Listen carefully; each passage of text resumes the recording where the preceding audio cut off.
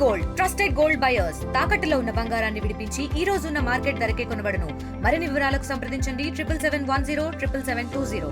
హనుమాన్ దీక్షలో ఉండి నేను ఇక్కడ స్వామివారి దగ్గర సమీపంలో ఉన్నటువంటి సీతారామచంద్ర స్వామి ఆంజనేయ స్వామి దగ్గర నేను జపం చేసుకుంటున్నటువంటి సమయంలో ఒక భారీ శబ్దము రావడం జరిగింది. ఆ శబ్దం రావడం ద్వారా ఏంటంటే ఉలిక్కిపడి ఇటువైపు చూడడం జరిగింది.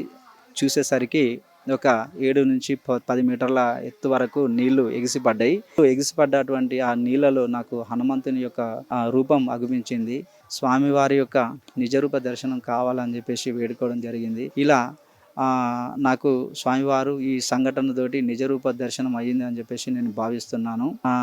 ఆంజనేయస్వామి ఏదో మామూలుగా విగ్రహ ఉత్సవమూర్తిని తీసుకొని వచ్చి కళ్యాణం చేస్తున్నాడు. దేవుడు లేడు, అసలు దేవుడే లేడు అక్కడ. పేరు ప్రతిష్టల కోసమే తను కళ్యాణం చేస్తున్నాడు అని చెప్పేసి చాలా మంది ఎగతాళి చేయడం జరిగింది. బాధపడుతూ స్వామి నీ నిజరూప దర్శనం ఎన్నాడు, ఇన్ని సంవత్సరాలు నాకు అసలు ఇల్లు లేదు, ఏమి లేదు, అసలు ఏమి లేదు.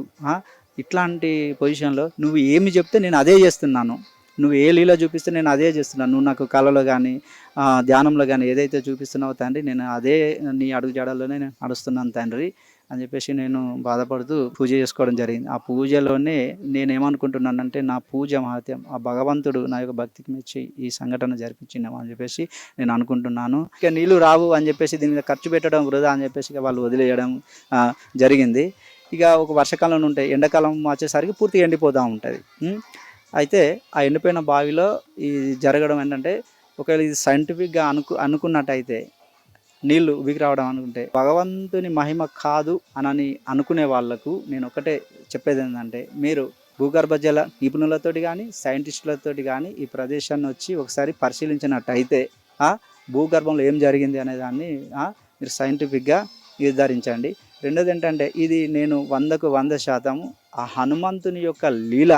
ఎవరైతే ఎగతాళి చేసి దేవుడే లేడు అని ఎగతాళి చేసిర్రో వారికి ఆయన ఈ సంఘటన ద్వారా నేను ఉన్నాను అని చెప్పేసి తను రుజువు చేసుకోవడం జరిగింది అని చెప్పేసి నేను అనుకుంటున్నాను. ఇండియా పాకిస్తాన్ తాజా అప్డేట్స్ కోసం డౌన్లోడ్ చేసుకోండి RTV లైవ్ యాప్.